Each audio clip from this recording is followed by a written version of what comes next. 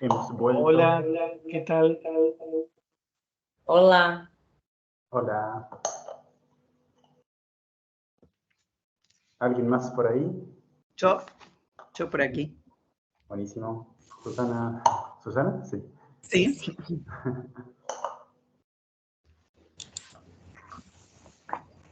Bueno, a ver quién se anima. ¿Quién pensó algún posible título? Estoy buscando editores para contratar. Yo encontré uno. Yo encontré. A ver. Sueños de potrero. El impacto social del fútbol en las clases populares de Argentina. Un estudio de caso. No sé si está aquí, pero... Pero ahí hubo un problemita. ¿Qué entendiste que había que hacer? Para un libro. O sea, un título para un libro. Eso entendí. En realidad inventar este título, pasar este título que está acá en la pantalla a un libro. Pero está bueno ese ejemplo. Claro, o sea, yo después usé lo mismo como subtítulo, pero el título del libro sería Sueños de potrero, porque en realidad me puse a buscar Unidos por el fútbol, Patear el mundo, del potrero surgen los héroes, y de repente todo lo que reunía más o menos lo que quería decir eran Sueños de potrero. Ah, perfecto, buenísimo. Sueños de potrero. Y abajo el subtítulo. Genial. En las tesis de grado se puede utilizar medianamente un título creativo. Por ejemplo, yo vi una que era Tu club, tu barrio, y después venía el subtítulo académico. Pero es importante que esté el subtítulo académico. ¿Alguien más pensó otro título? Marketinero.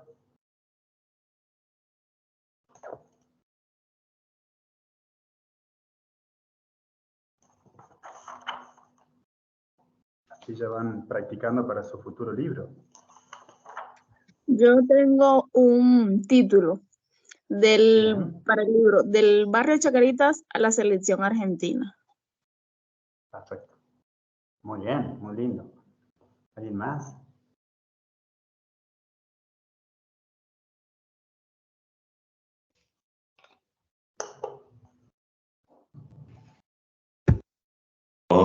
Podría llamarse, usando un juego de palabras o un doble sentido, el sueño de jugar en primera, que tiene que ver con esto del crecimiento o la ascendencia social. Bueno, sí, muy bien.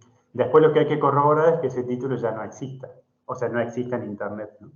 Claro. Buscarlo. Generalmente para ver si existe o no, ya lo saben, ¿no? Pero hay que poner, aunque no sé si sigue utilizando, hay que poner la frase entre comillas, ¿bien? Porque si no Google reconoce cada palabrita suelta y te busca todo lo que tenga con palabras sueltas. Pero si uno pone las comillas antes y después, Google busca esa frase así textual, tal cual lo pusimos.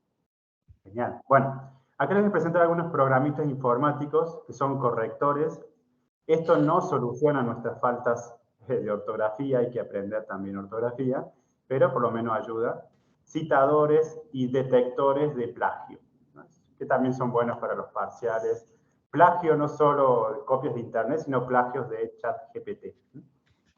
Entonces son algunos correctores, algunos son correctores ortográficos, otros son correctores gramaticales, también eso es interesante porque te dan ideas de cómo mejorar la frase. Varias de estas son gratuitas, si uno quiere funciones un poquito más avanzadas hay que abonarlas, ¿no? Pero en realidad podemos manejarnos con cosas gratuitas. Hay que diferenciar entonces corrección ortográfica de revisión de tipeo. ¿Bien? Una cosa es corregir errores de ortografía, otra cosa es ver errores de tipeo, es decir, letras mal puestas, espacios, doble espacio cuando debería haber uno solo, toda esa cuestión de tipeo, que ahí conviene que lo vea a veces otra persona. Siempre hace falta un tercero que reconoce, porque nosotros estamos muy acostumbrados al texto y no, al ser tan familiar el texto no vemos los errores.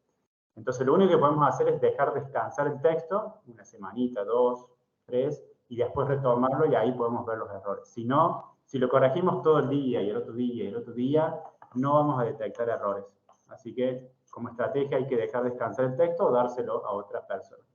Entonces una cosa es la corrección ortográfica y otra es la corrección de estilo.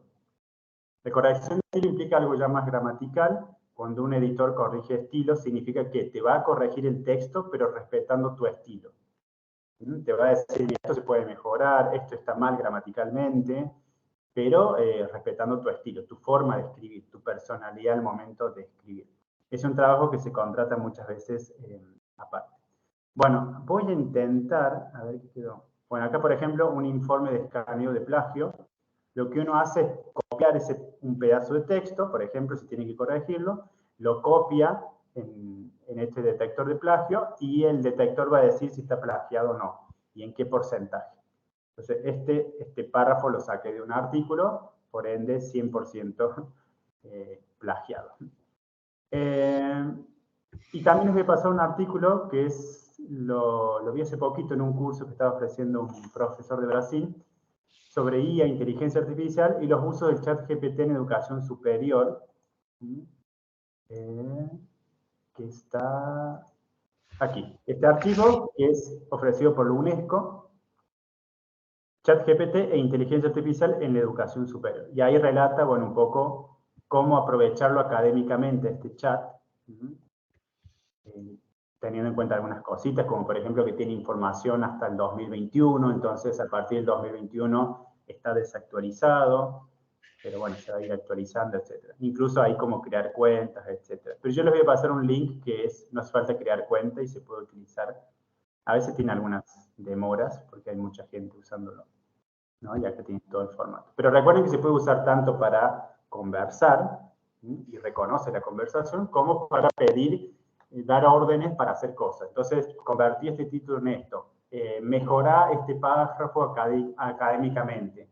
Este párrafo que tiene 10 oraciones, hacelo más corto, ¿no? Entonces, por lo menos uno tiene ciertas ideas de cómo mejorar el párrafo. Tiene muchos usos y para eso hay que darle instrucciones y poner verbos, ¿no? Mejorar, escribir esto en 50 palabras, etc.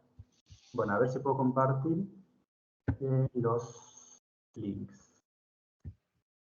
Bien. Hay alguien que tiene el micrófono abierto, hay un poquito de ruido.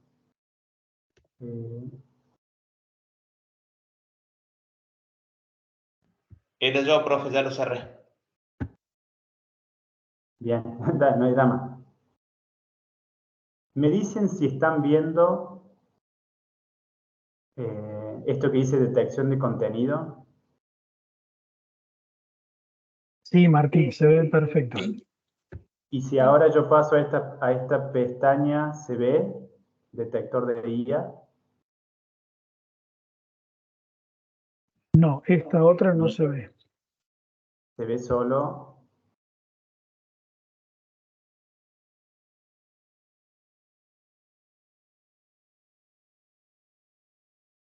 O sea, yo cambio de página y ustedes no lo ven. Exacto. Bueno, entonces vamos de a uno.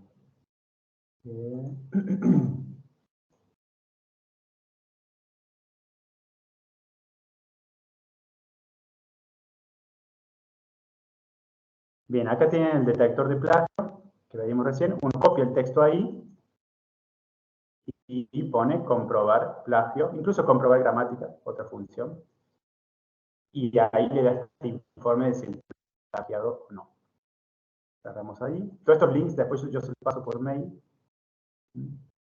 Aguántenme que tengo que hacer de a uno esto. Vamos por otro link.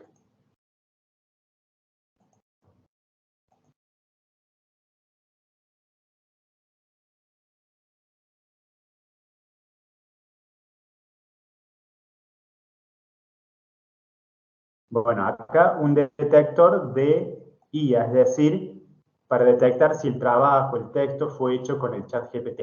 ¿Bien? Es un tipo de plagio, pero específico en realidad para saber si lo hizo el chat GPT o lo hizo una persona. Uno copia el texto, verificar, y ahí dice si lo hizo el chat GPT o lo hizo la persona en cuestión. ¿Tá? Bien, dejamos de... Vamos de nuevo. Así que no se hagan los vivos, que están todos estos técnicos.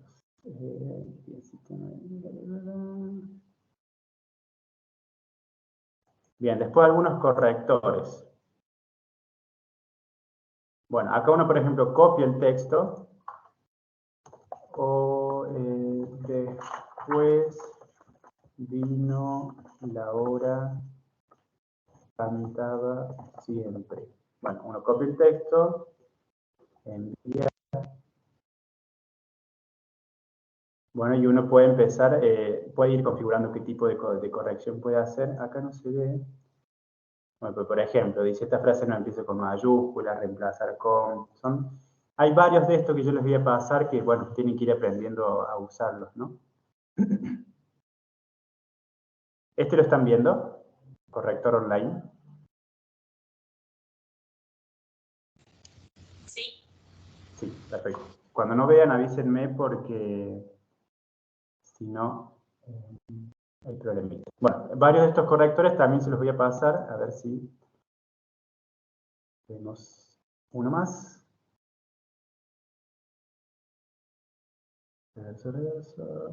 Corrector ortográfico. Algunos son solo de ortografía, otros de ortografía y gramática.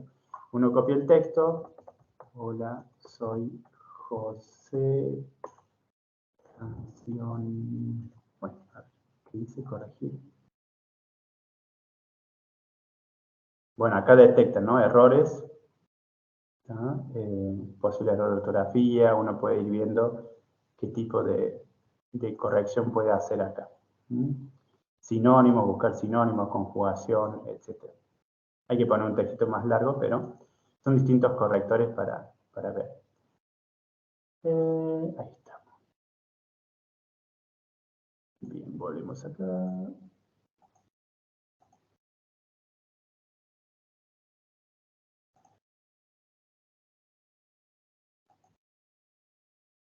Ahora, ¿qué están viendo en la pantalla? ¿Esto que dice segunda parte? Sí, segunda parte. Perfecto. Bueno, entonces vamos a ir ingresando al mundo de la edición. Otro mundo, pero también relacionado a la escritura. Y conocer estos detalles de edición y de publicación, especialmente, que es lo que nos interesa, ayuda mucho también al momento de escribir y al momento de publicar nuestros trabajos y acercarlos al mundo, a la ciudadanía. Bueno, todo esto tiene que ver con la comunicación de la ciencia, y acá surgen algunos conceptos que son sinónimos, pero tienen algunas diferencias.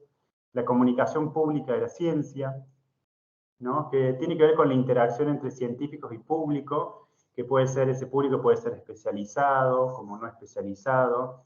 Siempre que comunicamos algo, hay comunicación de la ciencia. Cada vez que hacemos un artículo, una tesis, una ponencia, hay comunicación de la ciencia y comunicación pública cuando interactuamos también con el público.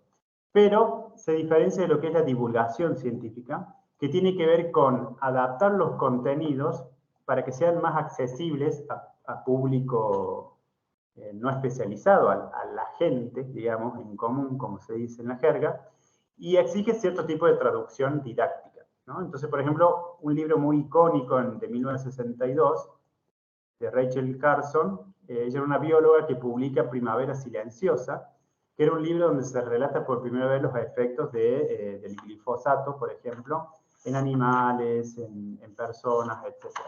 Y este libro, esta científica, lo hace para que pudiera leerlo cualquier persona, y no necesariamente un ingeniero agrónomo. Entonces, ese trabajo de adaptación es lo que llamamos divulgación científica, ¿ya? Entonces, no es lo mismo, es un tipo de comunicación de la ciencia, pero más específica, ¿no? Se refiere a traducir los contenidos para el público común y corriente, digamos, entre comillas. Que también se diferencia de lo que es periodismo científico. Periodismo científico, sobre todo, lo que trabaja es algo que sea noticia. Entonces, cuando, por ejemplo, se descubrió una vacuna o algo, como es una noticia, entonces ahí entra lo que es periodismo científico, y generalmente está a cargo de alguien que se dedica al periodismo, pero que suele invitar a alguien especialista en el temática, que lo que está haciendo es comunicación pública de la ciencia. El científico, la científica hace comunicación pública de la ciencia, pero la persona periodista hace periodismo científico. La diferencia es esto, que tiene que ser noticia.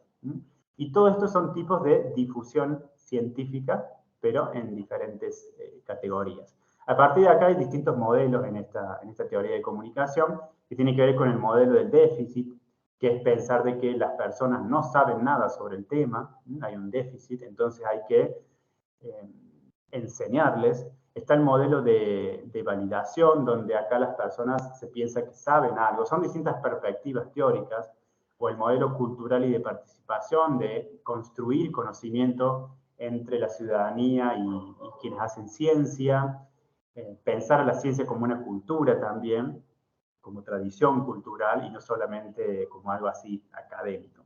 Entonces, por ejemplo, si vemos estos tipos de libros que se ven mucho por ahí en biología, como la colección Ciencia que ladra, con Diego Colombek, etc. Los Simpson y la filosofía, ¿no? ¿Qué les parece? ¿Se trata de periodismo científico o se trata de divulgación científica? ¿Qué les parece? Cuando yo hago un libro adaptando cosas de filosofía y tomando ejemplos de los Simpsons. Me parece divulgação científica, ¿no? Bien, hay toda una traducción didáctica de dar ejemplos de los Simpsons para enseñar distintas cuestiones. Entonces, cuando hay un aspecto didáctico y de accesibilidad, decimos que es divulgación científica. Por ejemplo, una noticia se descubre, ¿no?, un tipo de vacuna contra el COVID. ¿Qué sería, divulgación o periodismo? Periodismo. Periodismo, porque es noticia.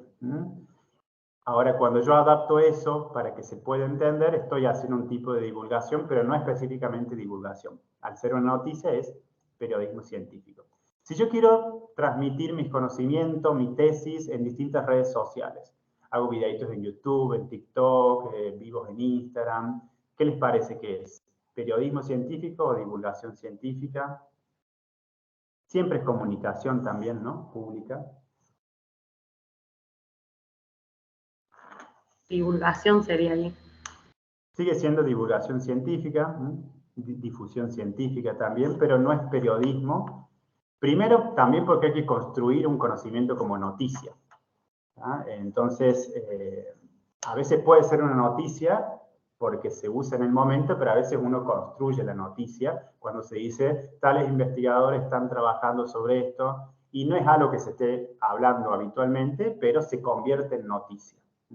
Entonces, cuando esa comunicación pública se convierte en noticia, a pesar de que no sea noticia así del momento, eso es periodismo científico. Y cuando yo adapto mis contenidos a un público más accesible y hay toda una cuestión didáctica, divulgación científica. Por ejemplo, los podcasts pueden ser un tipo de divulgación científica. También les voy a pasar este texto, la comunidad científica ante las redes sociales, que es muy interesante acá de, bueno, cómo hacer divulgación científica en redes sociales. Actualmente las redes sociales que más utilizan los académicos y las académicas son LinkedIn, Twitter y Facebook. Pero ahora se está usando bastante Instagram y TikTok. Pero generalmente las personas de más de 30 años suelen estar, según algunos estudios, usando más estas redes. Entonces, ¿cuál es la mejor red social para publicar mis avances de investigación? Primero hay que tener en cuenta de que yo pueda publicar eso, tenga permiso. Porque sobre todo en algunas cuestiones más ligadas a las ciencias exactas, no se da permiso, no hay licencia para publicar un avance hasta que esté finalizado, porque es una cuestión de patente, hay derechos de propiedad, etc. Pero en ciencias sociales es un poquito más libre. Uno puede ir comunicando los avances, por ejemplo, haciendo vivos en Instagram, y a través de eso recibir retroalimentación de la gente, porque yo a nivel personal, mi tesis iba cerrando con conversaciones con mi madre. O sea, mi madre era la que tiraba la posta, digamos, tiraba una idea así, y ahí me caía la ficha. Entonces, conversar con la gente, a pesar de que no conozca sobre el tema, simplifica mucho las cosas, porque a veces las personas, cuando no tienen cierto bagaje académico o conceptual, ven las cosas de una forma más sencilla que la que estamos acostumbrados a ver nosotros, porque nos metemos y nos enredamos con tanto tecnicismo y demás. Entonces, conversar con la gente, ir publicando de a poquito cosas de las que estamos investigando, pedir opinión en encuestas así libres, en Instagram, etc.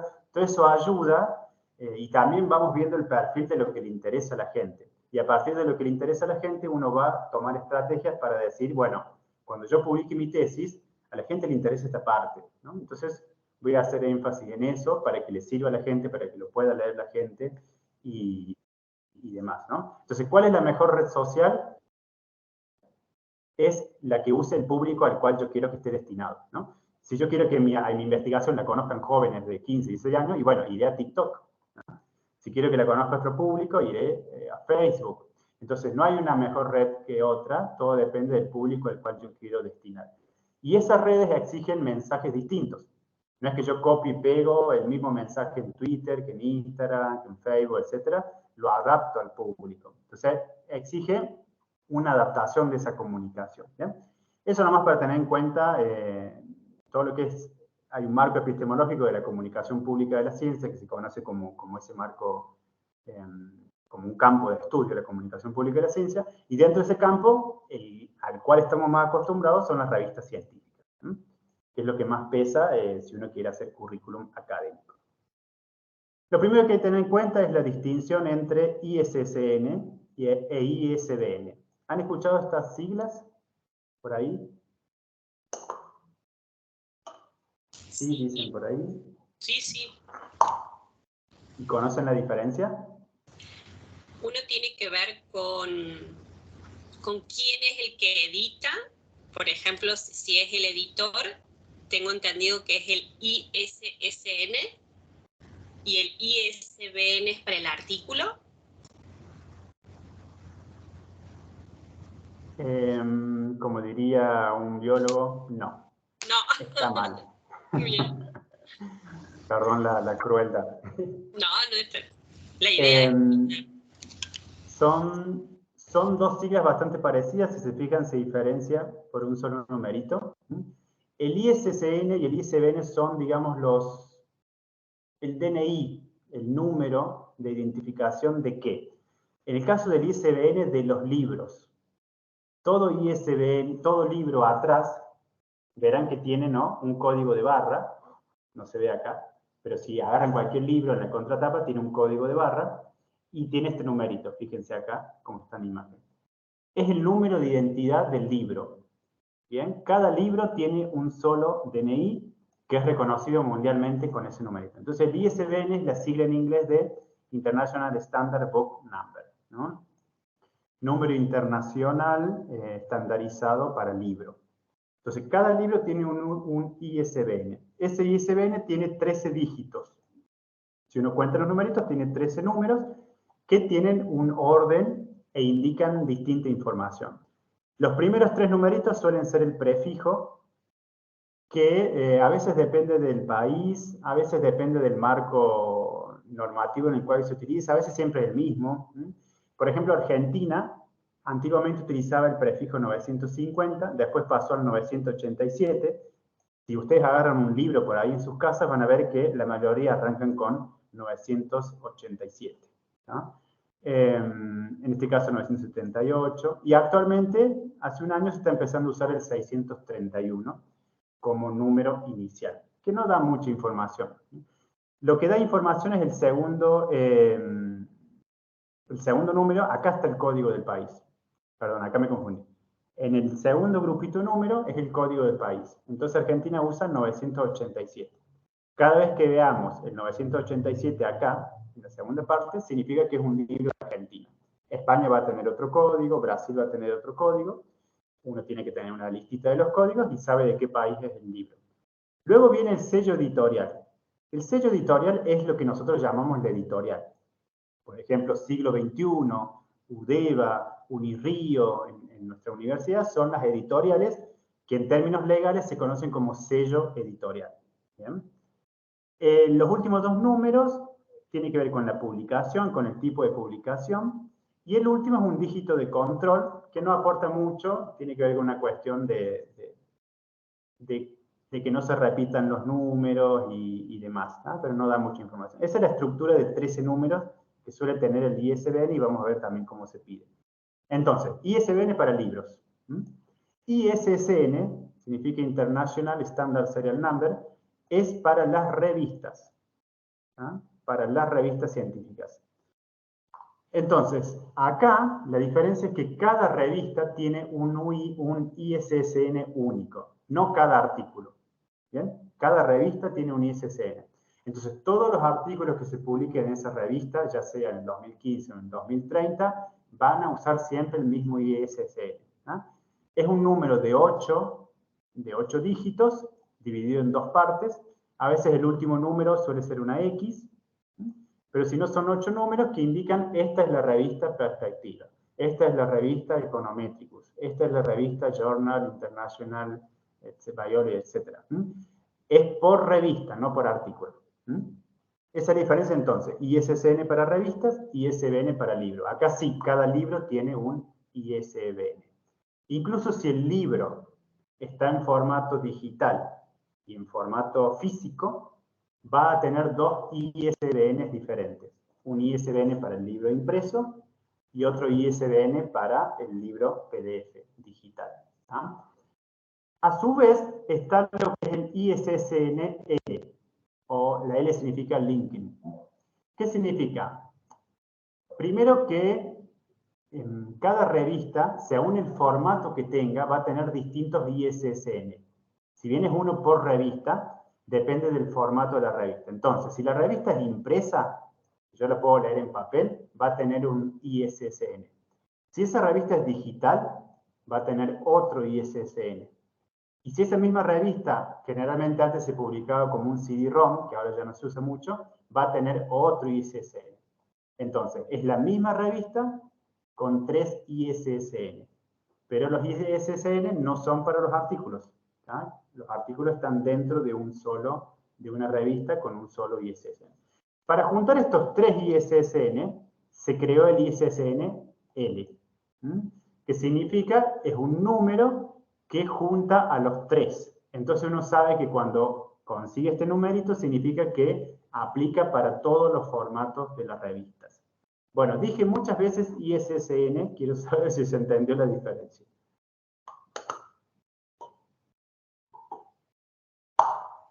A ver quién se anima a explicarlo. Divulgación científica. Lo que acabo de explicar, ¿quién lo quiere explicar con sus palabras? A ver si entendimos.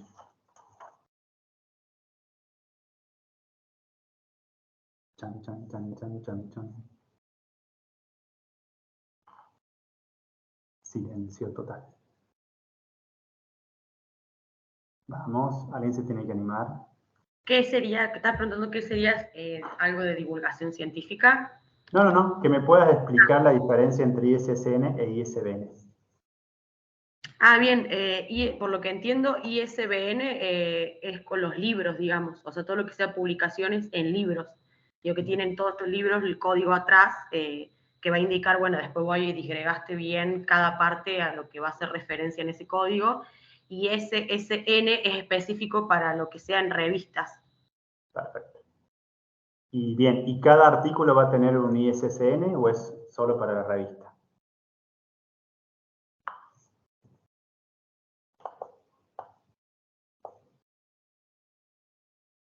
Imagínense que estamos acá 20 personas. Las 20 publicamos en la revista Perspectivas. Nuestros 20 artículos, ¿cada uno va a tener un ISSN distinto? No, es el mismo.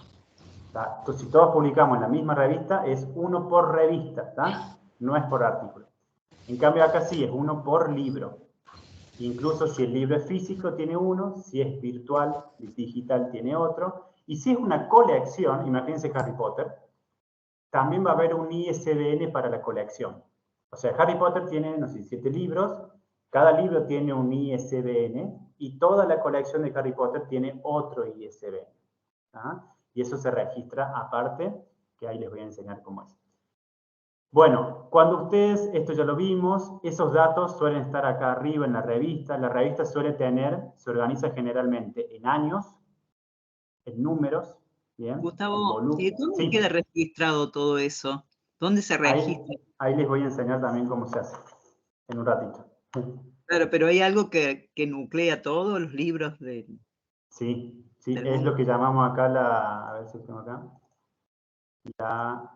la agencia ISBN.ar.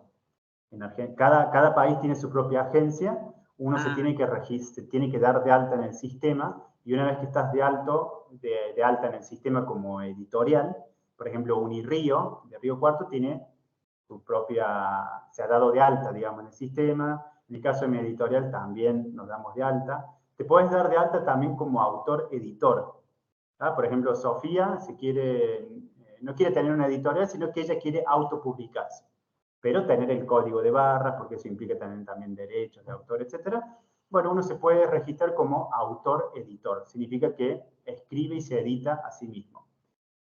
Y de hecho puede ponerle un nombre ficticio a la editorial de Sofía, que se llame, por ejemplo, Adultis, ¿no? Trabaja con adultos mayores. La editorial se llama Adultis, pero es un seudónimo ficticio que está permitido por ley, y cada vez que Sofía publica un libro, ella publica con Adultis.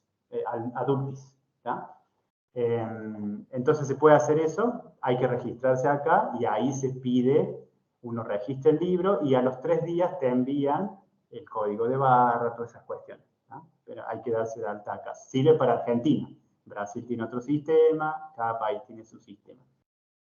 Entonces, cuando uno publica en una revista, hay que ver los datos de la revista. Los datos de la revista son el ISSN, bien, que esto es importante. Si la revista no tiene ISSN, tiene poco peso en el currículum. ¿Ah? Tiene poco peso en el currículum. Puede tener un peso más social. Por ejemplo, la revista Garganta Poderosa es una revista, pero más popular, digamos. Entonces, no tiene un ISSN, creo. No sé, que no tiene. No es una revista académica, son para revistas académicas. Si uno quiere tener un currículum más académico, tiene que publicar donde tenga ISSN. Y después vamos a ver que también hay distintas categorías de revistas que ahí las vemos.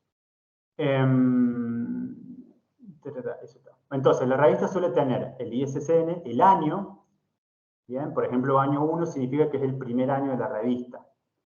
Número 2 a veces tiene que ver con el volumen o con el número.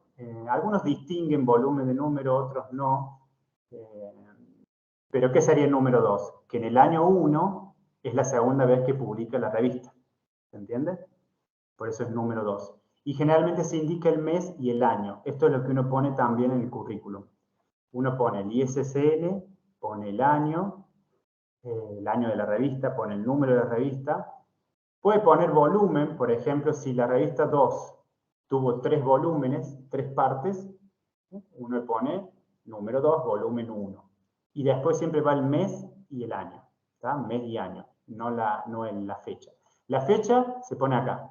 Dice, este es un artículo mío que publiqué, la presenté en esta fecha y fue aceptado acá. A veces se agrega también publicado en una tercera línea.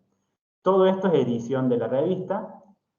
Las revistas vienen también con este identificador que indica ahí lo que se puede y lo que no se puede hacer con el artículo. Por ejemplo, se puede citar, no se puede citar, se puede reproducir en parte o total, se puede reproducir mencionando al autor, se puede reproducir sin mención del autor. Todos esos detalles ilegales se indican con este cuadrito que se usa solo para lo que llamamos CC, que significa Creative Commons. Creative Commons es lo opuesto a ¿han escuchado este término de copyright? El copyright, la C, ¿bien? Que son los derechos registrados. Sí. Generalmente muchos libros tienen el copyright, significa que vos no podés copiar, ni siquiera hacer fotocopias. O sea, nosotros en las universidades trabajamos con fotocopias, ya no mucho, pero es una violación a la ley, hacer fotocopias, si el libro tiene el copyright, ¿no? El opuesto a copyright es el copyleft. Copyleft, right sería derecho, left sería izquierdo o suave. El copyleft significa, es más bien como un movimiento que plantea que el conocimiento sea más libre, de acceso más gratuito, porque hay revistas, por ejemplo, que el primer año, si vos querés un artículo, tenés que pagarlo, si querés descargarlo. Tenés que pagar a la editorial, a la revista, y muchos de estos artículos se liberan, pasados un año o pasados 6 meses, se liberan y son de acceso gratuito. Entonces, el copyleft, una forma de copyleft es el CC, que es el Creative Commons. Creative Commons significa algo así como de creación común. Entonces, cuando están estos códigos, significa que ese libro es medianamente reproducible sin tantos derechos. Siempre hay que mencionar el autor, pero es más libre que un copyright, eso nomás. Bueno, ahora sí vamos con los tipos de revistas. Las revistas tienen importancia según su índice o lo que llamamos la indexación. Acá podemos usar el verbo indexar o el verbo indizar, que son sinónimos. En realidad indexar viene del inglés index, que significa índice, e indizar viene de índice del español, así que los dos son sinónimos. Indexación significa es un proceso por medio del cual algunos indexadores, que no son personas, generalmente son software, sistemas, programas, etc., lo que hacen es juntar todas las revistas de una temática, de un área de estudio, ver cuáles son las que más se citan, o las que son de mayor relevancia, las que son de temáticas nuevas, etc., y a partir de ahí generan como un ranking de revistas importantes y de revistas menos importantes. Eso es lo que significa cuando decimos esta revista está indexada o no está indexada. Entonces, primer punto a tener en cuenta. Toda revista académica, no es lo mismo una revista académica que una revista científica. Una revista académica puede tener ISSN, pero no necesariamente ser científica, es decir, que no está indexada. Para que esa revista esté indexada, significa que ha sido citada muchas veces, ha pasado por una serie de pruebas para que ingrese a este índice que plantean algunos programas. A partir de ahí decimos que la revista está indexada.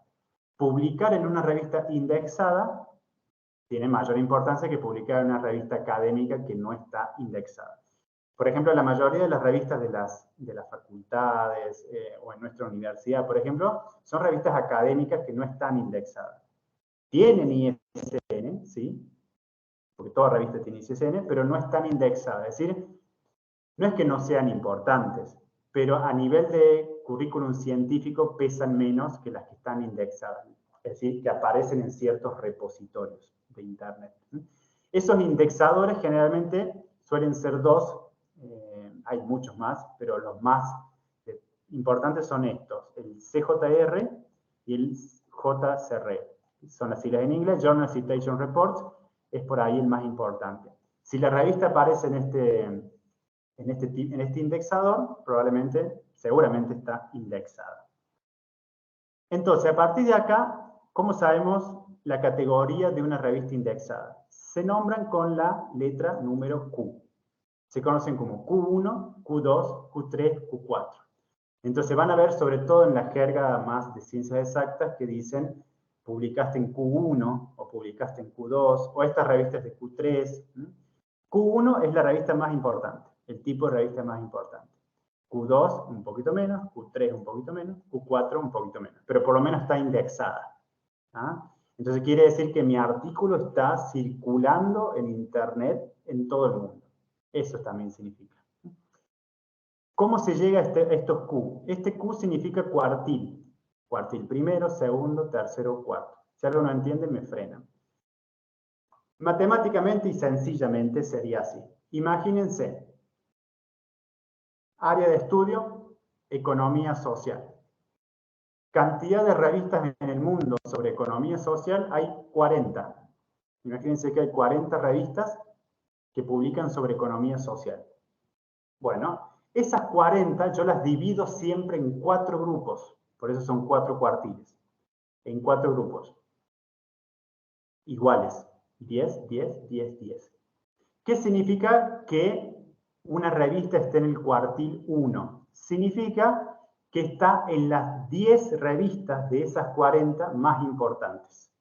De esas 40 revistas, las 10 primeras son más importantes, después vienen las otras 10 o las otras 10. Si yo publico en Q1, significa que estoy publicando en una de las 10 revistas más importantes de economía social. ¿Se entendió?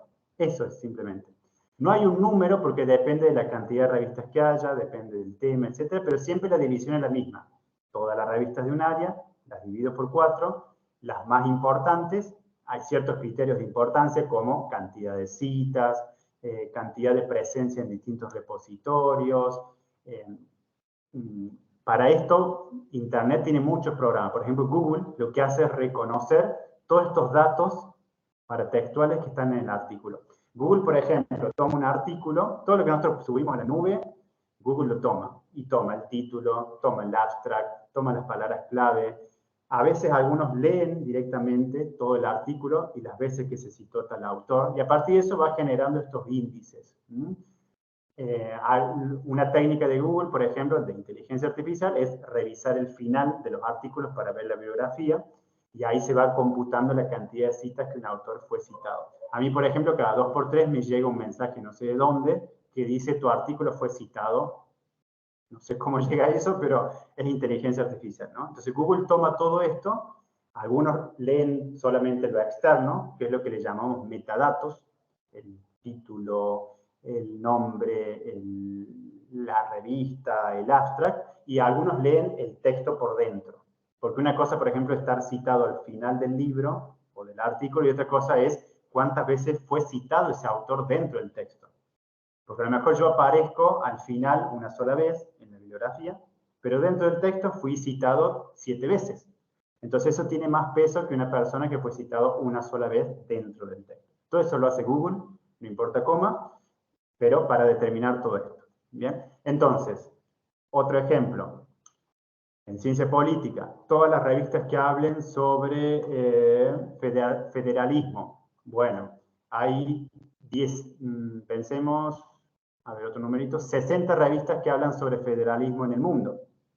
Bueno, esas 60 las divido en 4. Las 15 más importantes, porque fueron más citadas, etcétera, van a ser el cuartil 1. Entonces, si yo publico en Q1, significa que estoy publicando en una de las 15 revistas más importantes sobre federalismo.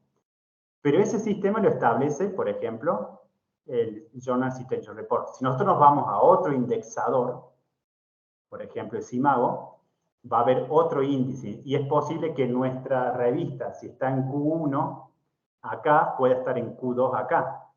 ¿Bien? Porque son distintos los criterios para indexar. Y hay otros más. Google Scholar también es un indexador. Si uno busca en Google Académico los textos, generalmente aparecen solamente los textos que están indexados. Por eso a veces no encontramos cierta información. Pero bueno, esos son los cuartiles, cuando hablamos de Q1, Q2, Q3, Q4. Publicar en Q1 es lo más difícil que hay, porque eso implica una revista que está registrada como Q1, significa que tiene todo un sistema de evaluación, de sistema de doble ciego que se llama, etc. Hay todo un proceso y protocolo para llegar a publicar ahí, suele tardar un año a veces, pero lográs tener un artículo en Q1, eso en CONICET, por ejemplo, pesa más que publicar 10 libros. Entonces de ahí viene la importancia de esto. A partir de acá se miden lo que llamamos factores de impacto. Hay varios, por ejemplo el H5, por ejemplo, una revista tiene un H5, se conoce como H5, el factor, un H5 de 10 puntos. ¿Qué significa? Que esa revista, o el autor también, ha publicado al menos 10 artículos que han recibido al menos 10 citas cada uno. Entonces, si uno tiene, por ejemplo, un H5 de 2, perdón la letra acá, significa que yo tengo 2 artículos que como mínimo fueron citados 2 veces. O sea, mientras más alto el número, más impacto tenemos en el mundo académico, ¿no? Estos son todos factores y medidas internacionales. Otras medidas pueden ser las citas por artículo. Si uno busca en Google Académico, va a ver que dice este artículo fue citado 6 veces. Y eso es re importante, ahora les comparto Google para que lo vean. Es re importante para saber qué artículos elegir para mi tesis. Porque voy a elegir primero los más citados y después los menos citados. Está acá. ¿Están viendo esto de Google Académico? Sí. Sí, Bien, sí. entonces, buscamos urbanismo feminista.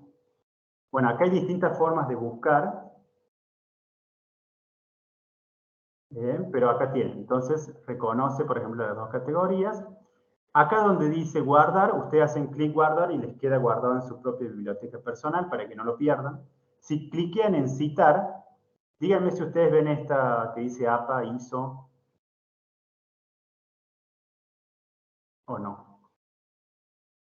Yo abrí una Sí, pestañita. ¿Se ve? Bueno, Cuando ustedes cliquean en citar, tienen 3 tipos de cita. Las normas APA, entonces copian y pegan, ¿bien? Que es lo que hacemos todos.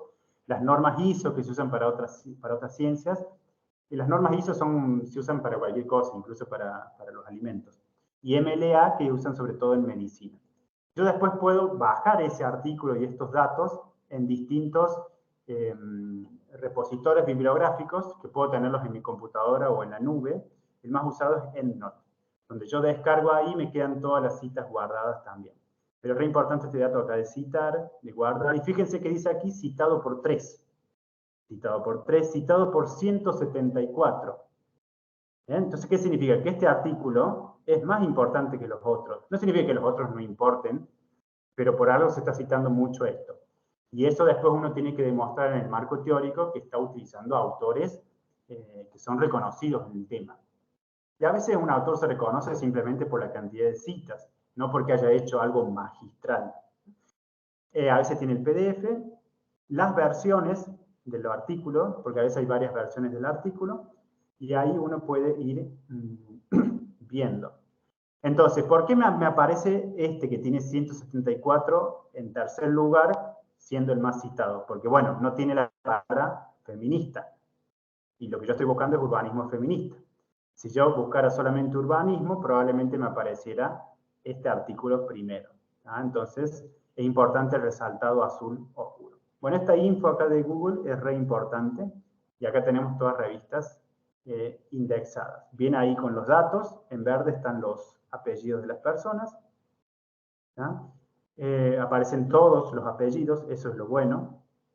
Pero en otros citadores, al aparecer et al, se lleva el mérito el primer autor. Bueno.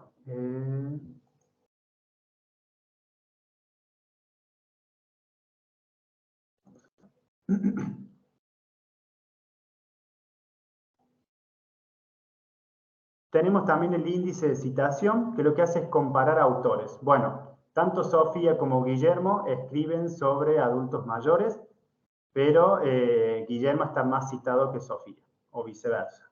Entonces este es un índice que compara entre autores. Otro factor de impacto en el mundo académico, ¿no? Es el factor de impacto de 2 años o de 5 años, acá decir en inglés, que significa que es el número total de citas dividido por el número total de artículos de la revista en los últimos 2 o 5 años. Entonces, por ejemplo, si una revista tiene factor 5, de impacto 5, significa que, por ejemplo, tuvo 500 citas de 100 artículos. Entonces, esa revista, por ejemplo, en los últimos 5 años publicó 100 artículos y fue citado 500 veces. Cuando yo divido 500 por dividido 100, cantidad de citas dividido por cantidad de artículos de los últimos 2 años, me queda el número del factor. Este número muchas veces lo sacan estos indexadores, Google, etc., y a partir de ahí incluyen una revista dentro de estos cuartiles. A veces el proceso automático, a veces uno tiene que hacer un proceso de pedido de indexación. Entonces uno ingresa a las plataformas, sube la revista, sube los artículos, las estadísticas, y después alguien, no sé quién, lo acepta e ingresa al cuartil 1, 2, 3 o 4. Pero algunos procesos son automáticos, otros hay que pedirlos aparte. ¿Bien? Todo lo que rodea el texto le llamamos metadatos, y esto es con lo que trabaja Google a nivel de inteligencia artificial. El título, el nombre, el año, la revista, etc. Todos esos datos son públicos y aparecen en distintos repositorios, aunque no lo sepamos. Puede que el texto no aparezca, pero sí van a aparecer los datos, los metadatos. ¿tá? Todo eso se agrupa también en lo que llamamos DOI. Esto no vamos a trabajar mucho de esto, que significa identificador único y permanente. ¿no? Entonces, cada artículo, cada cosa que publicamos tiene un documento, tiene un número. Ese numerito puede ser, así como las páginas tienen un URL, se le llama DOI, se le llama URI, etcétera, que es como un número que identifica a ese texto, o a cualquier otra cosa de digital, en este caso. Cuando hablamos de políticas de derechos de autor, las políticas de derecho de autor son 2. Las legales de cada país, ¿bien? Y las propias de cada revista. Entonces, cuando hablamos de políticas editoriales, se refiere a, bueno, esta revista dice que los primeros 6 meses el artículo se va a vender y después de 6 meses es libre, me guste o no es libre. Yo decido si publicar o no. Esas son las políticas editoriales de cada revista. Después tenemos políticas de derechos de autor que se tienen que ver, en nuestro caso, con la Dirección Nacional de Derechos de Autor. Bueno, esas políticas están publicadas en las páginas web de las revistas y hay que leerlas. Incluso a veces hay que firmar un contrato de que se acepta, es una firma a veces digital. A veces las revistas generalmente tienen una web, una plataforma donde uno carga los artículos y ahí hace la firma digital, previamente se registró, subió sus datos, etc.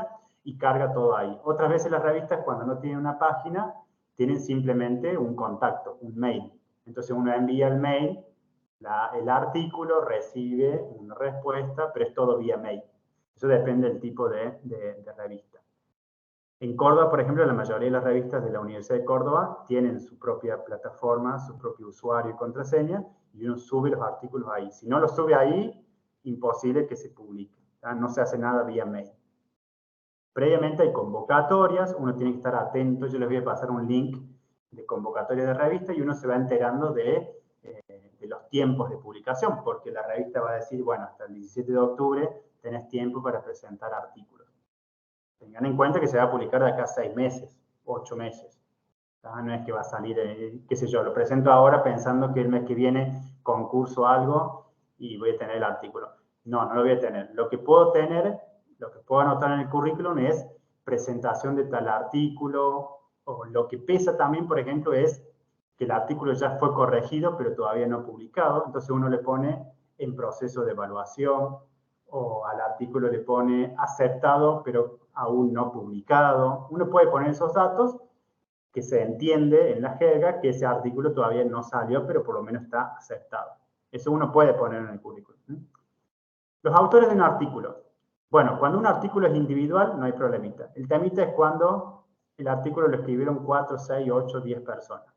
Primero que algunas revistas tienen límites y te dicen, se acepta solo hasta 3 autores, se acepta hasta 4, hasta 5 ahí, rajatablas, más de 5 es muy raro. He visto algunos de 6, pero es raro. Generalmente 4 suele ser el máximo.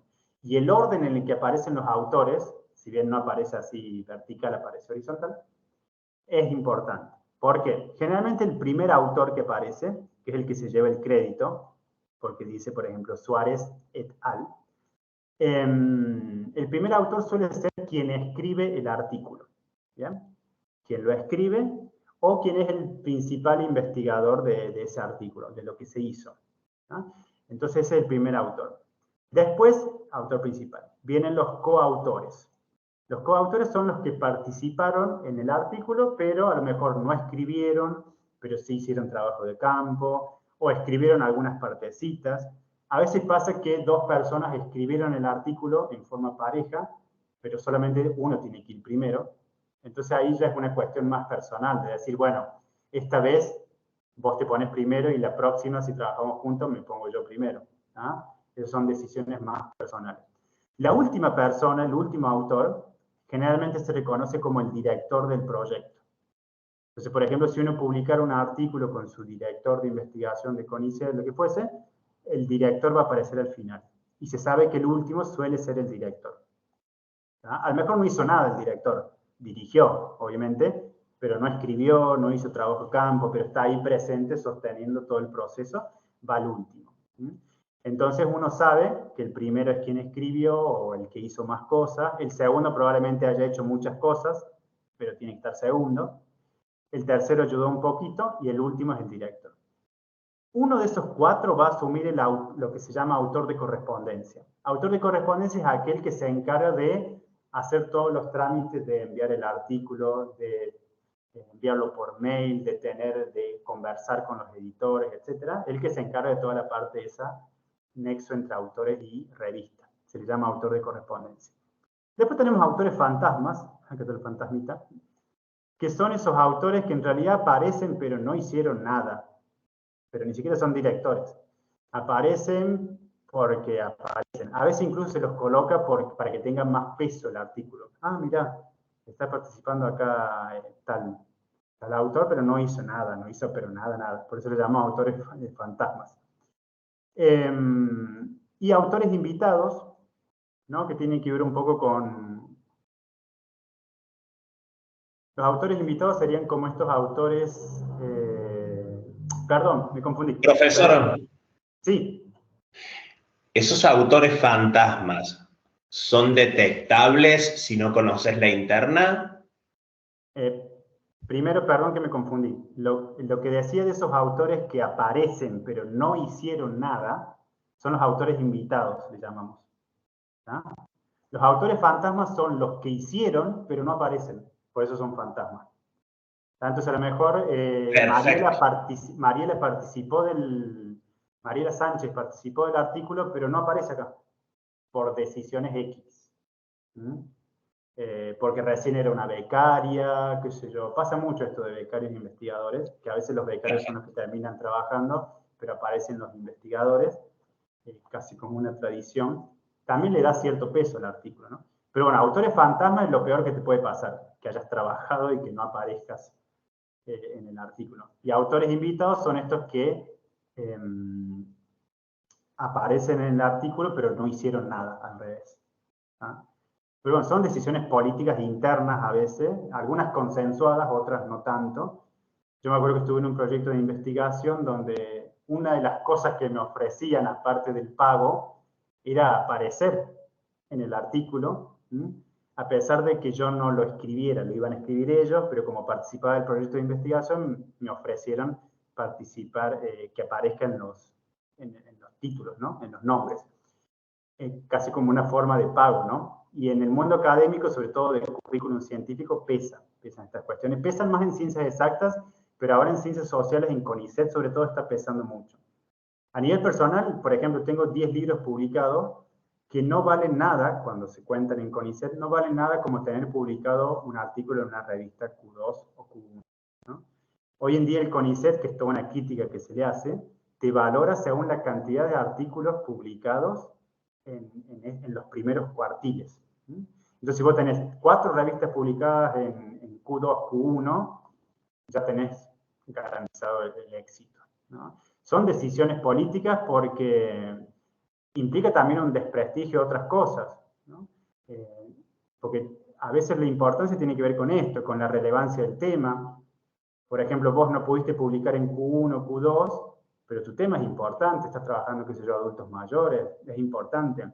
La originalidad del estudio, muchas revistas no te aceptan el artículo porque es un tema nuevo, porque por X motivo, entonces vos presentás ese artículo a otra revista y otra revista te lo acepta. A veces las propias revistas dicen, mira, no te lo podemos publicar en este número, te lo publicamos en el siguiente por una cuestión temática, porque las revistas suelen tener un tema, ¿no? Este número es sobre democracia, el siguiente es sobre dictadura, etcétera, ¿no? A veces las revistas tienen una parte que es dossier libre. Dossier libre significa que ahí se publica sobre cualquier tema, que no son los temas propios de ese número, de ese año de la revista.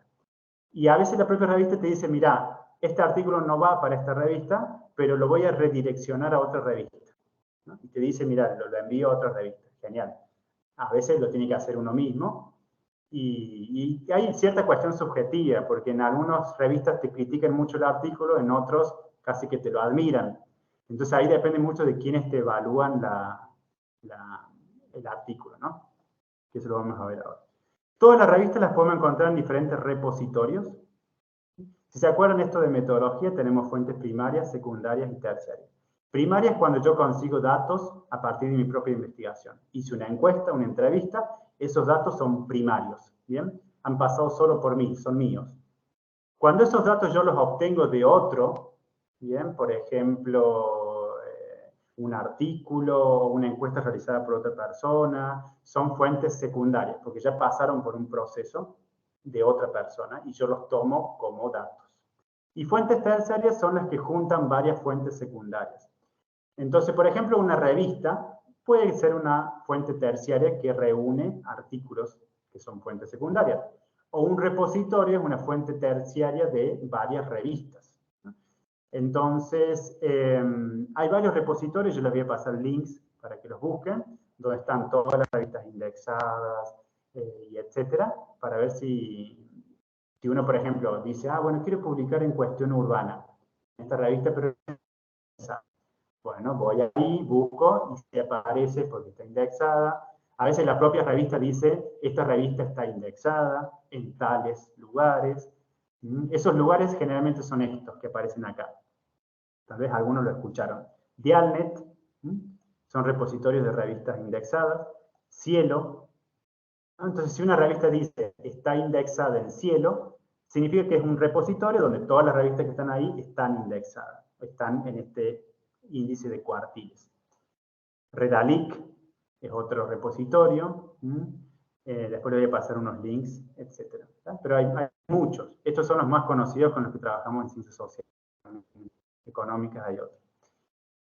Después hay un número de DNI para cada académico o para cada investigador, que ustedes lo pueden pedir incluso siendo estudiantes, que es el número ORCID. Algunas revistas se lo van a pedir.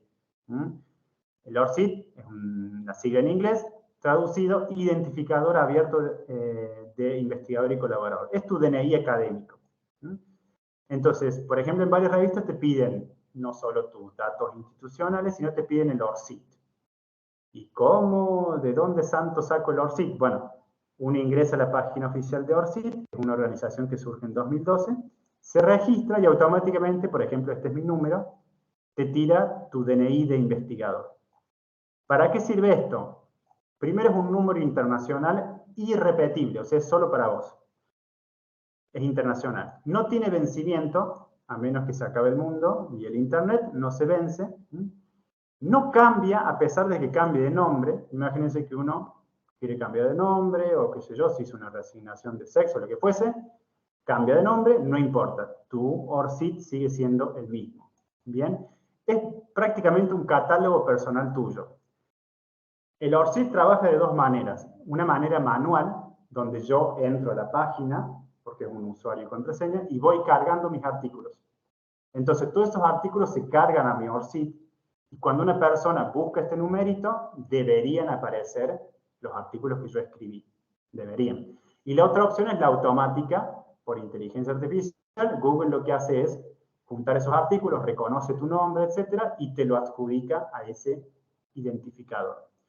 ¿Para qué sirve esto? Para los casos en que los nombres de los autores se repiten. Imagínense que tenemos Susana Monge de Argentina y Susana Monge de España. Bueno, ¿quién es la que escribió el artículo? ¿Cuál de las dos? Entonces, en esos casos, para eso sirve el ORCID, para que no haya confusión sobre quién escribió el artículo. Entonces, es un número que se puede pedir, yo les paso el link, se registran y les queda para toda la vida académica. Buscadores bibliográficos. ¿Dónde buscar bibliografía? Google Académico, es el más frecuente, que lo vimos recién. También hay citadores bibliográficos. Por ejemplo, Script se usa mucho para citar distintas cosas, sobre todo lo que tenga el link. Entonces, por ejemplo, yo quiero citar un video de YouTube, copio el link ahí y me baja la cita según las normas APA séptima edición, por ejemplo. Ahí se los muestro. Después tenemos los que son gestores bibliográficos. Fíjense la diferencia. Buscadores de bibliografía, citadores de bibliografía para citar y gestores de bibliografía. Gestores son aquellos programas donde yo puedo tener en mi computadora o en la nube todos los textos y PDFs que quiera ordenaditos. Entonces, en vez de tenerlos en carpetitas en mi compu, que a veces puede que las pierda o se borran o olvide dónde está el pendrive, guardo todo acá. Lo que yo les recomiendo son estos dos, especialmente este, Mendeley. Uno ingresa a Mendeley, se registra, carga todos los PDF que quiera y los puede ir ordenando, va generando etiquetas, categorías, los puede ir leyendo ahí mismo en la plataforma, ir resumiendo, cambiando metadatos, etc. Pero tiene todo ordenadito. Incluso está en la nube. Entonces, si lo perdemos físicamente o en nuestras compus, sigue estando ahí. EndNote es otro programa un poquito más sencillo que guarda también la bibliografía. A veces no los textos, pero sí los títulos y demás. Que esto se puede descargar directamente desde Google Académico. Uno cliquea cita y dice EndNote. Pero el Mendeley es el que les recomiendo más. Entonces, estábamos hablando, ya nos queda poquito, aguanten un poquitito, lo que es revisión por pares. Entonces, una revista académica para estar indexada tiene que tener revisión por pares, seguro tiene revisión por pares. Significa que nos revisamos entre nosotros mismos. A veces las revistas convocan y te dicen necesitamos revisores o editores. Y uno se postula, envías el currículum y te aceptan como revisor, por ejemplo. Tenemos la revisión cerrada. Dice, donde los revisores son conscientes de las identidades de los autores, pero los autores no saben quién revisó su manuscrito. Entonces, yo sé los nombres de los autores, pero ellos no conocen mi nombre. El doble ciego es el que más se usa. Significa que ni los autores ni los revisores conocen los nombres. Por eso es doble ciego. Esto es lo que más se usa y es lo que más confianza tiene. ¿Por qué? Porque imagínense que yo envío un artículo y lo leo un investigador que me conoce y que a lo mejor no le caigo bien, ¿no? Entonces, puede que me critique mucho el artículo, etcétera, lo camufle de alguna forma esa parte subjetiva, ¿no? Entonces, al no saber quién lo escribió, no saber quién lo revisó, tampoco puedes quejarte mucho de la revisión porque no sabes quién lo hizo. Solamente la editorial, la revista, conoce quién escribe y quién revisa, ¿no? Es el sistema de doble ciego. Y el sistema abierto es donde los dos se conocen. Tanto autor como revisor se conocen. En inglés se le llama peer review, revisión por pares. Una vez que uno envía el artículo y lo revisan, ¿bien? Hay distintas respuestas, que generalmente va a ser aceptado o no aceptado. Lo más feo es no aceptado. Pero no hay que frustrarse, porque uno puede presentar ese artículo en otra revista. A veces no se acepta por una cuestión de que no coincide con el tema de la revista, o no sirve para eso, pero sirve para otro formato o para otra revista. Así que no hay que pensar de que el artículo está mal. Hay una cuestión bastante subjetiva en esa revisión. Si se acepta, generalmente hay tres tipos de aceptación. Aceptado sin modificaciones significa, ok, listo, no tengo que hacer más nada. Se publica así como lo envié. Es raro que pase eso, pero suele pasar. Generalmente lo que pasa es aceptado con leves modificaciones. Significa que yo tengo que cambiar algunos detalles de redacción. Son cosas chiquitas, agregar algunas cositas, que todo eso se indica en un resumen que te dan, en una planilla de evaluación, que vos vas viendo. A veces también el texto con comentarios al costado, etc. Entonces, con leves modificaciones. Lo feo que te puede pasar es que te lo acepten con modificaciones sustanciales. ¿Qué significa? Que está aceptado, pero tenés que sentarte 2 días a reformular varios párrafos, cambiar las partes, exige casi como reescribir el artículo. Incluso a veces tenés que reescribirlo tanto que decís, no, bueno, ya fue. No lo hago. Me ha pasado de decir, no lo hago. Otras veces sí, te sentás y bueno, resulta que al final te sirve porque terminás con un artículo indexado importante, ¿no? Esto me pasó con el que les pasé ahí recién que estaba mostrando, que casi lo tuve que hacer de nuevo, pero digo, bueno, vamos a ponerle onda y terminó siendo bueno. Pero estos son los tipos de aceptaciones o no aceptados. Y acá hay distintos tipos de correcciones, de revisiones, que no lo vamos a ver, lo pueden leer después, pero podemos ver una nomás. Por ejemplo, hay revisión incluso después de que está publicado el artículo. La cascading, en cascada, significa cuando un manuscrito es rechazado por una revista, ya sea porque la temática o el interés de los lectores no sirve, pero esa revista es enviada a otra revista. Ese artículo es enviado a otra revista. Eso le llamamos el cascading. Después, por ejemplo, revisión por terceros. Hay revistas que contratan a revisores externos y los envían, por ejemplo, llega un artículo sobre género, bueno, lo envían específicamente a un especialista en género. ¿Bien? Esa es la revisión por terceros. La revisión colaborativa, donde hay varias personas, por ejemplo, donde tienen el archivo abierto y van todos colaborando en la corrección. Entonces, son distintos tipos de correcciones. Esto de políticas editoriales ya lo vimos. Y finalmente, para cerrar, nos quedaré algunas cositas nomás del libro, ¿no? ¿Hasta aquí alguna consulta, duda? ¿Se va entendiendo? Aguántenme que prendo la luz.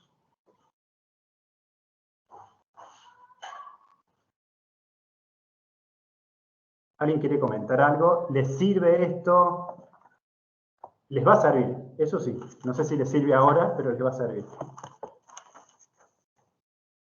Después sería interesante, profe, que nos llegaran los enlaces, alguna Todo eso. información que nos pueda ampliar esto, y porque han sido muchas cosas que son súper interesantes todas y puede ser a lo mejor un tanto difícil recordarlas, más que nada en la accesibilidad a esos recursos, ¿no? Tal cual. Sí, yo les voy a organizar un PDF con todos los links, un título que va a decir, bueno, corrector ortográfico y el link, ¿no? Buscador de bibliografía y el link. Lo que tienen que ir haciendo es empezar a familiarizarse con eso. Un día se sientan o lo dejan ahí como un recurso disponible para usar alguna vez, y de a poquito van conociéndolo y los van usando a medida que les haga falta. ¿Ah? Pero esos recursos son muy importantes hoy en día aprovecharlos. Para cerrar nos queda la cuestión del libro, y ahí hay una lucha, una briga entre el autor y el editor. Incluso en las revistas, uno lucha con los editores o con los revisores. Lo que hay que pensar es que quien edita está pensando no solo en el autor o en la autora, sino también en quien va a leer. Entonces, cuando alguien te dice, y mira, esta parte no se entiende, o esta parte podrías cambiarla, o esta parte sacarla, y uno se enoja, ¿no? No, tiene que estar... Bueno, es porque el editor está pensando en quien va a leer también. Es un nexo entre el lector y el autor. Y a veces están estos problemitas de lucha de personas por ahí que no quieren cambiar su texto porque no están pensando también en quien va a leer. Cuando yo edito el texto por dentro le llamamos maquetación. Eso es maquetar, ¿bien? Ordenarlo en los márgenes, toda esa parte de adentro, generar la maqueta, se le llama maquetación o edición interna. Y cuando yo edito la tapa se le llama arte de tapa. Partes de un libro, bueno, como para que se conozca, tenemos la tapa que sería la cubierta. Hay también una sobrecubierta, generalmente para los libros de tapa dura, suelen tener como una hojita más finita, porque la tapa dura no tiene nada. Entonces, la tapa, digamos, la portada está en una hojita laminada. Tenemos la solapa, acá suele ir la carita del autor, la bibliografía, la otra en la contrasolapa, donde acá van, por ejemplo, los títulos del autor, otros títulos que tenga. La ceja es ese ganchito que sale por arriba, ese decorado que suelen tener algunos libros, que es un pedacito de tela, como si fuese una ceja. Bueno, contraportada o contratapa. Después tenemos la portadilla, que son las primeras hojas de los libros. Vieron que suelen tener, por ejemplo, una hoja de respeto se llama, que es una hoja en blanco. Se le llama hoja de respeto para no arrancar directamente con el libro. Una hojita en blanco o de color. Y después viene el título, y después viene el título de nuevo. Esas son portadillas, son como portadas más chiquitas. Porque hay que ir pensando que entramos a una casa. Entonces, es como entrar a una casa y aparece el baño así, de entrada, ¿no? Entonces, no, vamos de a poquito. Vamos por el living, vamos por el pasillo y llegamos al baño. Tipos de publicaciones, puede ser impresa, puede ser una reimpresión. La reimpresión no exige ISBN, ¿tá? No exige, pero sí el ebook o el libro digital tiene un ISBN distinto del libro impreso. Cuando uno pide el ISBN en el sistema, que ahí se los muestro, lo que te envían son dos cositas. El sistema ISBN Argentina te envía dos cositas. Lo que llamamos el cuadro de catalogación, que si ustedes empiezan ahora a revisar libros van a ver que generalmente en la página número 4, conocida como la página de legales, aparece este cuadrito. No es obligatorio usar el cuadrito, pero muchos lo tienen porque llega así en el sistema. Ese cuadrito se llama cuadro de catalogación, que significa dónde está ubicado el libro mío en la Biblioteca Nacional, ¿bien?, de Argentina, y dónde está ubicado dentro de los sistemas de clasificación internacional. Dónde está catalogado, justamente, porque todos los libros están dentro de un catálogo nacional o mundial. Es el cuadrito de catalogación, te lo envían ellos, no lo podés inventar. Generalmente dice el nombre, el título, a veces la cantidad de páginas, el tamaño, el ISBN, la editorial. Acá dice Duncan 2011. No dice editorial, dice directamente el nombre. Y acá vienen los códigos donde está ubicado, los tipos de tema, por ejemplo, biografía de artistas, etc., que eso uno lo tiene que ir poniendo en el sistema. ¿Cuáles son los sistemas de clasificación de los libros? Se utilizan 2 o 3. Tenemos la clasificación comercial internacional, que se usa sobre todo para libros comerciales que circulan. El sistema de clasificación decimal, que se conoce como CDD, el que aparece acá. Dice ahí CDD. Que es un sistema internacional también, decimal porque usa distintos decimales. Y en Argentina usamos un sistema que se conoce como Margarita, acá le puse las margaritas para que lo recuerden, que es un sistema un poquito más sencillo que clasifica, por ejemplo, en artes, en economía, en derecho, son como grandes clasificaciones y uno tiene que elegir las dos. No tiene que elegirlas al tuntún, sino saber dónde ubicar el libro, porque después, si uno quiere encontrar el libro, o para que otros lo encuentren, tiene que estar dentro de ese tema, ¿no? Esta es la página de legales, y vieron que al final suele decir en los libros esta frase, esta leyenda, hecho el depósito que marca la ley 11.723. ¿No? Esa es una ley, la ley de derecho de propiedad intelectual, que no sé si es 1933, sí, igual está actualizada, pero en esta ley cuando se dice hecho el depósito, ¿qué es depositar un libro? Depositar es enviar el ejemplar a la Biblioteca Nacional, ¿bien? Y a la Dirección Nacional de Derechos de Autor. Eso es depositar el libro. ¿Cuándo se hace? Cuando yo ya tengo el libro impreso, ¿bien? O en el caso de un libro digital, se envía en un CD. Hoy en día se puede enviar en un pendrive también. Pero uno tiene que enviar la tapa del libro, una copia, una fotocopia de la tapa del libro, y envía en un pendrive el libro, en caso que sea digital. Eso se envía a Buenos Aires y ahí significa que se depositó el libro. En realidad uno escribe esta frase sin haber depositado el libro. Imagínense que cuando yo recibo el libro, la frase dice acá hecho el depósito, pero todavía no está hecho el depósito. O sea, estamos mintiendo, pero estamos obligados a hacer eso. Y después de enviarlo dentro de los 90 días de publicado el libro, hay que enviarlo a Buenos Aires. Si no lo envías, te hacen multa. Se envía a la DNDA, Dirección Nacional de Derechos de Autor. Antiguamente, o sea, vos podés ir físicamente y llevarlo ahí, pero si no lo envías por correo, pones los datos y llega ahí, después te llega un mail. ¿Cuántos libros hay que enviar? Esto es como para que conozcan un poquito el mundo del libro si algún día quieren publicar. Esa es un poquito la idea. ¿Cuántos libros hay que enviar? Que generalmente lo hacen los editores. Si uno imprimió hasta 100 ejemplares, tiene que enviar un solo libro. Uno imprimió 100 copias, envía uno solo. Si imprimimos más de 100, hay que enviar 4 ejemplares sí o sí, que van a distintos lugares. Esa es la única diferencia.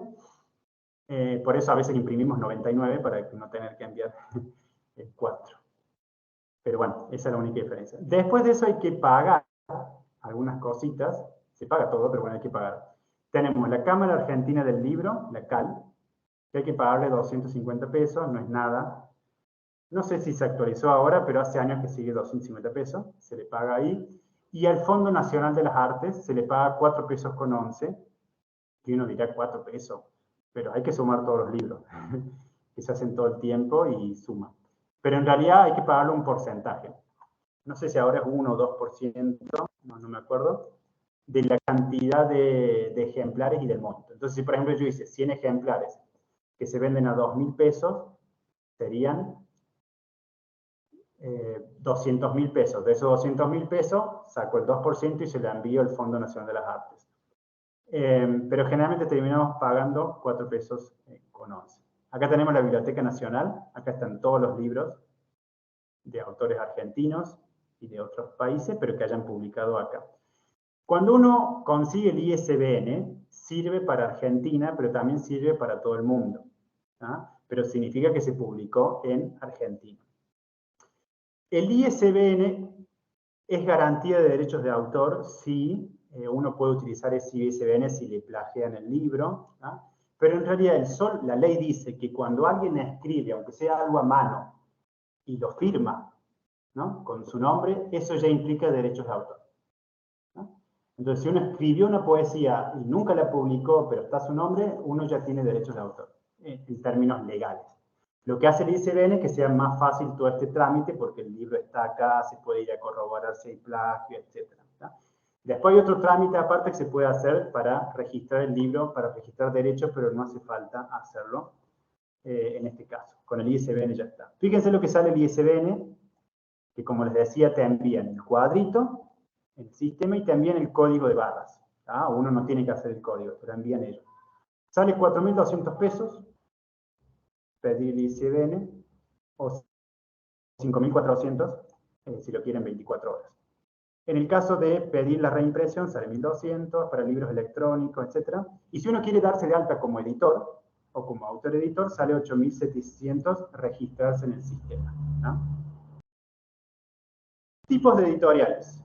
Hay distintos tipos de editoriales con las cuales uno se puede registrar como editorial. Tenemos editoriales universitarias, que suelen tener un sistema de evaluación también. Entonces es más prestigioso publicar en una editorial universitaria que publicar en una editorial comercial, por ejemplo, donde lo que prima es la parte marketing, económica, comercial, etc. Tenemos editoriales empresariales, hay cooperativas, por ejemplo, que tienen su propia editorial y se registran como editorial de la cooperativa tal, editorial de la fundación tal, editorial de la asociación civil tal. Tenemos editoriales unipersonales, que es cuando uno crea una editorial y es uno solo, unipersonal. Tenemos editoriales independientes, que significa que no están registradas en el sistema, no pueden pedir ISBN, pero publican libros sin código de barras. Después tenemos editoriales artesanales, que generalmente se usan por ahí en microemprendimientos, una cuestión más activista, en ferias, etc. Estos libros así más incluso de armado artesanal del libro, ¿no? Que muchas veces lo que hacen es imprimir libros que ya existen de distintas temáticas, sobre feminismo, etc. Los imprimen, son editoriales artesanales. Editoriales especializadas, por ejemplo, en economía, en ciencias jurídicas. En muchas ciudades están las librerías jurídicas, ¿no? Donde publican este tipo de libros. Y también tenemos editoriales populares, barriales, alternativas, etc. Pero que plantean un poco este concepto de bibliodiversidad, ¿no? Que se empiece a publicar mucho de distintos temas, porque generalmente a nivel comercial son pocos los temas que llegan a ser publicables y redituables económicamente. Además, piensen que el autor gana por ley 10% de las ganancias. Todo el resto se lo llevan editores y especialmente las librerías y los que llevan los libros a las librerías, ¿no? ¿Cómo es que se llama? Los intermediarios, ¿no? Pero el autor recibe 10% nomás del libro, recibe muy poco. Bueno, muchas gracias. Entonces les muestro cómo es el sistema y con esto cerramos. Dejamos un espacio pequeñito para preguntitas. Lo que vamos a hacer es ingresar a mi sistema para que vean más o menos cómo se registra.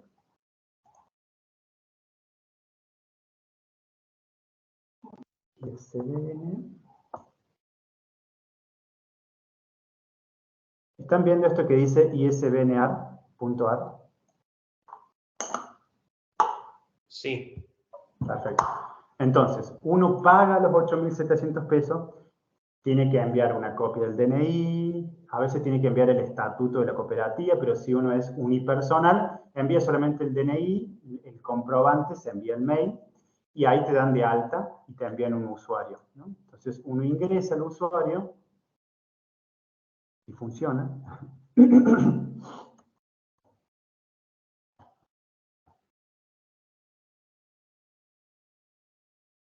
¿Pueden ver? Esto azul, blanco. Sí. Perfecto, ¿bien? Entonces acá, por ejemplo, dice registrar libro. Acá tengo todos los libros registrados.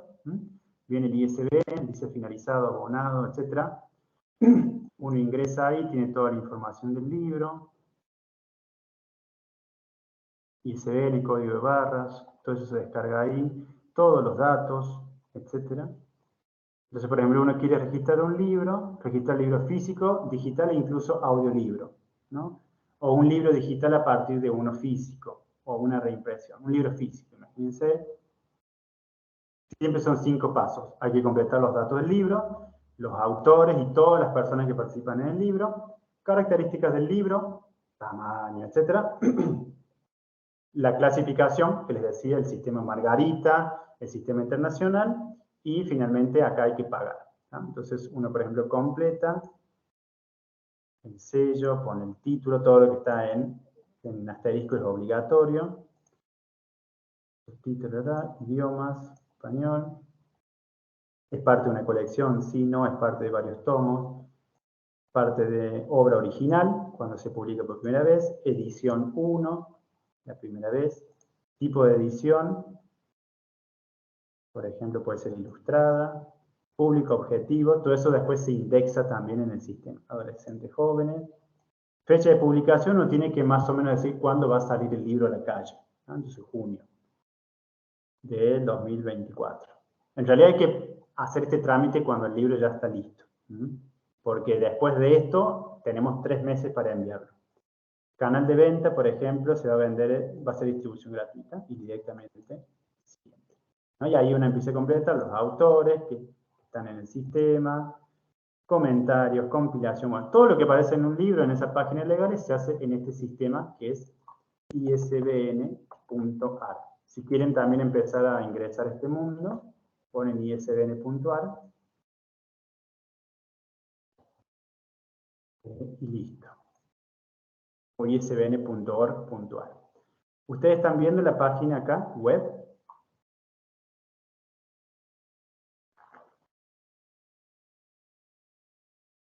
¿Se ve esto que dice aquí? Agencia Argentina. Yo no les veo a ustedes. Sí, Gustavo, se ve. Perfecto, está. Bueno, acá tienen, por ejemplo, preguntas frecuentes, tutoriales, registrar su libro, que les va a llevar al usuario. Tienen que registrarse antes, ¿no? No, igual, perdón, creo que no se ve. Lo que estamos viendo es en donde están los libros que vos tenés publicados. Eso es lo que estamos viendo ahora. Claro, por eso preguntaba porque, claro, cuando cambio de página no me lo reconoce. Es una, qué lástima. Bueno, a ver, ¿dónde estamos? Cada vez que hago un cambio nuevo no lo deja ver. Pero bueno, se vio el sistema, ¿no? Así es como se piden los ISBN, por lo menos para conocer un poquito de ese mundo. En el caso de los ISSN, de las revistas, así como está isbn.ar, está issn.ar. Y ahí uno registra, tiene que registrar la revista para que le otorguen un ISSN, que es único de la revista. Esos trámites hay que hacerlos manualmente, ¿no? Acá, por ejemplo, les comparto de ORCID. Uno ingresa a la página de ORCID, que lo pueden hacer, les recomiendo que lo hagan, así ya les queda, algún día que les pidan, no me acuerdo cómo era, si era este.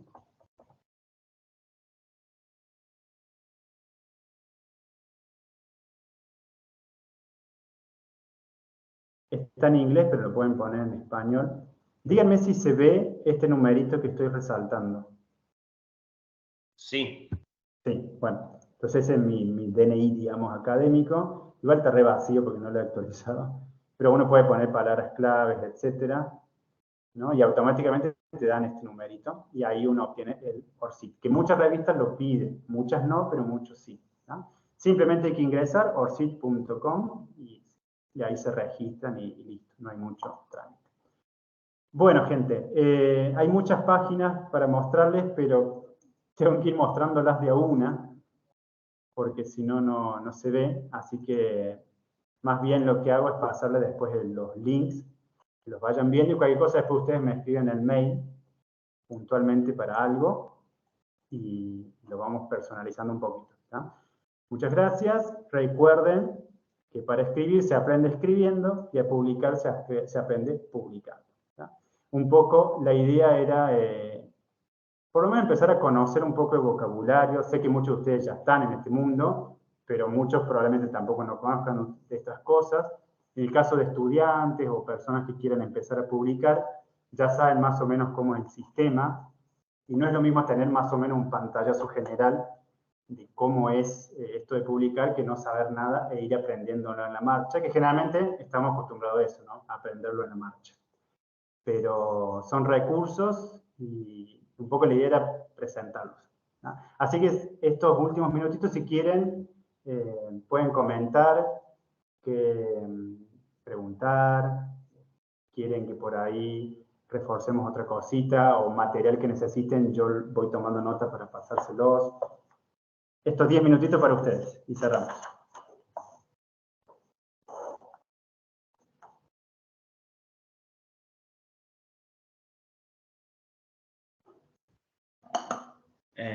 Creo que la frase del final simboliza y sintetiza todo. Es todo un camino de construcción y de exploración también. Es muy experiencial, me parece, más allá de que haya un método, hay una diversidad de formas de lograr las cosas que solamente, me parece, se pueden ir explorando a medida que uno va recorriendo el camino, ¿no? Tal cual, Guillermo. Incluso ese camino es muy propio de cada carrera, de cada campo de estudio. Entonces, en el caso de gente que está en economía, tendrán que ver cuáles son los usos y costumbres también que hay dentro de ese ámbito, porque mucho es esto, uso y costumbre. No es que haya puntualmente una regla, sino que es algo que se conoce, pero que nadie lo dice hasta que tiene que hacerlo. Tal cual. Eso es parte también de la alfabetización académica. ¿Les sirvió? En mi caso, profe, soy de la Facultad de Humanas y acabo de terminar una especialización de Ciencias Económicas. Así que eso que usted nos está diciendo es también una cuestión a tener en cuenta porque es diferente la manera de realizar estos textos académicos que incluso varía, como dice usted, según la facultad, ¿no? Dentro de una misma universidad. Sí, tal cual, dentro de una misma universidad. Incluso cuando terminen la tesis, lo que muchos solemos hacer es ir cortando la tesis en distintos artículos, ¿no? Entonces uno toma un capítulo y lo publica como un artículo, pero ahí tiene que pensar que uno está sacando un pedacito del cuerpo. Y ese pedacito se entiende dentro del cuerpo. Cuando yo lo saco, tengo que hacer varios reajustes para que se entienda de que se puede leer solo, porque la persona no va a tener acceso a la tesis. Entonces, Excelente. ojo esto de decir, corto un capítulo y lo publico. No, hay información que se pierde que tengo que reajustarla. Algunos doctorados incluso, claro, algunos doctorados incluso, no es en nuestro caso, pero en vez de publicar una tesis, te piden que publiques 3 artículos como forma de doctorarte. Por eso, lo que decís vos, depende de la universidad, incluso de las propias facultades y hasta de los departamentos. Tal cual. Esa es la gran recomendación. Aprendamos primero cuáles son las reglas del mundo en el que estamos, particularmente para a partir de ahí tomar definiciones. ¿Alguien más que quiera comentar algo?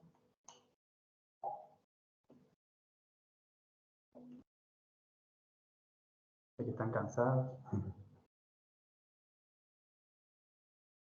¿Nada más? ¿Nada más? Ahí, Sofi. Sí. No se escucha, no sé si soy yo.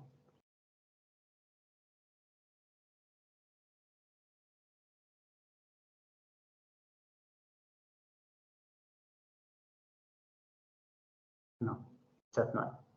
Bueno, gente, entonces les dejo en paz. Espero que les haya servido algunas cositas. Después, no este finde, pero tal vez ya después del martes, la semana que viene, les envío un PDF con todos los links. Algunos vimos, otros no. Vayan cliqueando y viendo de qué se trata. Les paso algunos materiales de lectura y cualquier duda que tengan así específica, me pueden ir escribiendo, no hay problema. ¿No? Bueno, gente, gracias por aguantarme 4 horas. Gracias a usted, profesor. Gracias, muchas gracias. Muy claro. Gracias, buenas tardes. Buen fin de... Gracias por todo, igual. Buen fin de...